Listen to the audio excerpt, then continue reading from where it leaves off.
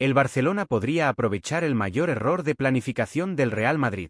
Hace apenas unos años, Florentino Pérez presentó a Endrick como el delantero destinado a marcar una época en el Santiago Bernabéu.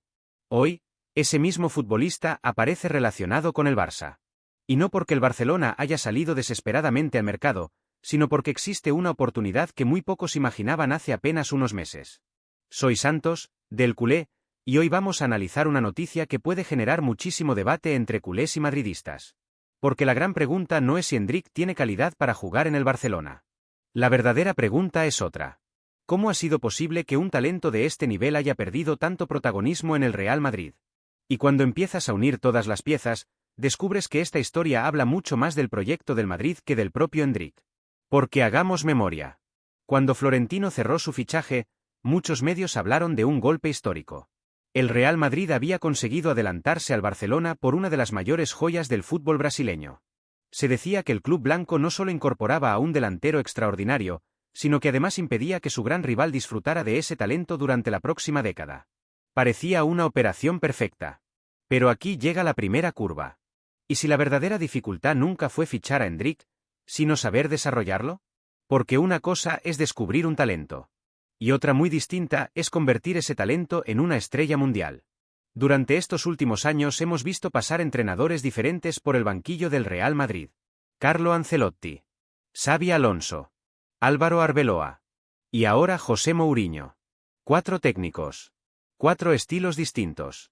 4 maneras diferentes de entender el fútbol. Sin embargo, hay algo que no ha cambiado. Endrick nunca ha conseguido convertirse en una pieza importante del equipo.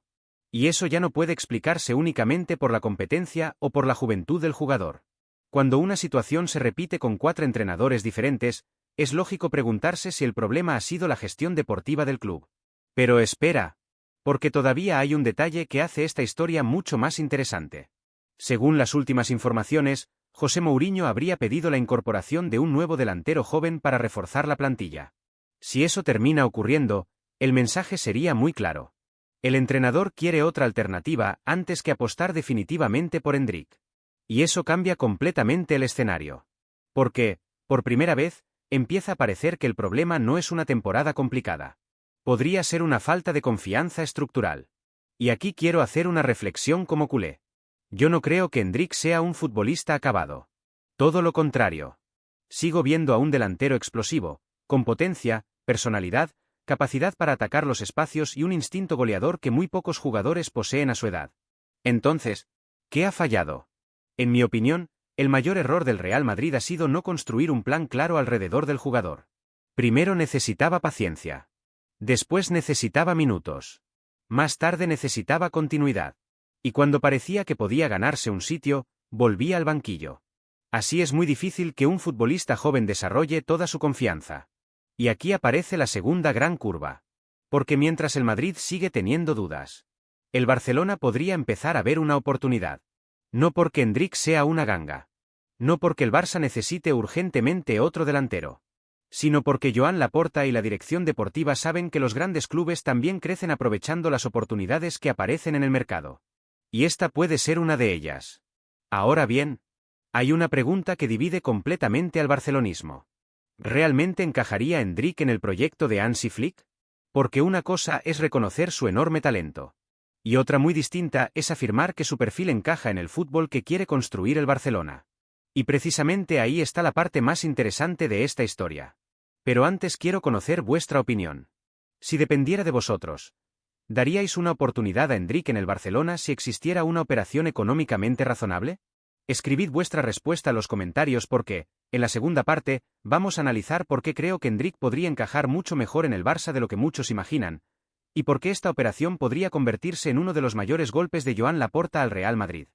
Y aquí es donde esta historia cambia completamente. Porque la gran pregunta ya no es si Endrick tiene calidad para jugar en un gran club. Esa discusión, sinceramente, creo que ya está superada. La verdadera pregunta es otra. ¿Qué club puede sacar la mejor versión de Endrick? Y esa diferencia lo cambia absolutamente todo. Porque cuando hablamos del Barcelona, no hablamos únicamente de un equipo que busca resultados inmediatos. Hablamos de un club que, históricamente, ha sabido construir futbolistas alrededor de una idea muy clara. Un modelo donde el talento joven no solo tiene espacio, sino que también recibe confianza para equivocarse, crecer y evolucionar. Y aquí es donde, en mi opinión, Endrick podría encontrar algo que quizá ha echado de menos durante estos años. Continuidad. Porque un delantero joven necesita mucho más que minutos aislados. Necesita sentirse importante. Necesita saber que un error no lo devolverá automáticamente al banquillo. Necesita un entrenador que crea en su evolución tanto como en su rendimiento inmediato. Y precisamente esa ha sido una de las grandes fortalezas del Barcelona en los últimos años. Solo hay que mirar lo que ha ocurrido con Lamine Yamal. Muchos pensaban que era demasiado joven. El club apostó por él. Hoy es uno de los mejores futbolistas del mundo. Lo mismo ocurrió con Pau Cubarsí, con Marc Casado, con Fermín López, con Alejandro Balde. Todos ellos tuvieron algo en común. El club decidió proteger su crecimiento en lugar de exigirles que resolvieran todos los problemas desde el primer día. Eso no significa regalar la titularidad. Significa ofrecer un proyecto. Y ahí es donde creo que el Barcelona puede marcar diferencias respecto a otros grandes clubes europeos. Pero quiero dejar una cosa muy clara. No estoy diciendo que Endrick llegue al Barça y se convierta automáticamente en una estrella. Eso nadie puede asegurarlo.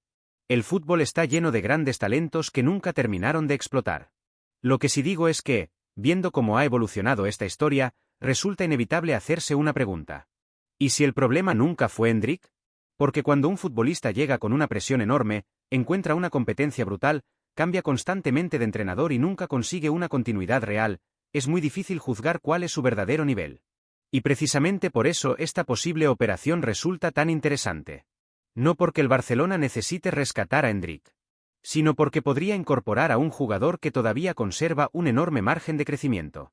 Y eso, en el mercado actual, vale muchísimo. Ahora bien, también entiendo perfectamente a los culés que tienen dudas. Porque el Barcelona no puede permitirse cometer errores importantes en el mercado. Cada inversión debe estar muy bien estudiada. Y si finalmente Laporta decide avanzar, tendrá que hacerlo únicamente si las condiciones económicas son realmente favorables. Porque el talento de Endrick es indiscutible. Pero el Barça no puede hipotecar su planificación por una apuesta. Sin embargo, hay un detalle que me hace ser optimista. Hansi Flick ha demostrado durante toda su carrera que le gustan los futbolistas intensos, agresivos en la presión, rápidos en las transiciones y con capacidad para atacar los espacios. Y precisamente esas son algunas de las mayores virtudes de Endrick. No estamos hablando de un delantero estático. Estamos hablando de un atacante que puede ofrecer profundidad, movilidad y mucha energía sin balón. Características que encajan bastante bien con el fútbol vertical que el técnico alemán quiere seguir desarrollando. Y aquí llegamos a la reflexión más importante de todo el vídeo. Durante mucho tiempo se dijo que el Real Madrid fichaba a determinados jóvenes talentos para evitar que acabaran en el Barcelona. Con Endrick ocurrió exactamente eso. Florentino Pérez se adelantó. Ganó la carrera por su fichaje. Pero fichar primero no siempre significa aprovechar mejor al jugador. Y ahí está la gran diferencia. Los grandes clubes no solo triunfan porque compran talento. Triunfan porque saben desarrollarlo. Porque construyen un camino para que ese futbolista alcance su mejor versión. Y esa es precisamente la oportunidad que hoy podría tener Joan Laporta delante de él. No fichar únicamente a un delantero, sino recuperar un talento que sigue teniendo condiciones extraordinarias y demostrar que, con el proyecto adecuado, todavía puede convertirse en uno de los mejores atacantes del fútbol europeo. Ahora quiero conocer vuestra opinión, culés. ¿Creéis que el Barcelona debería intentar el fichaje de Endrick si el Real Madrid abre definitivamente la puerta a su salida?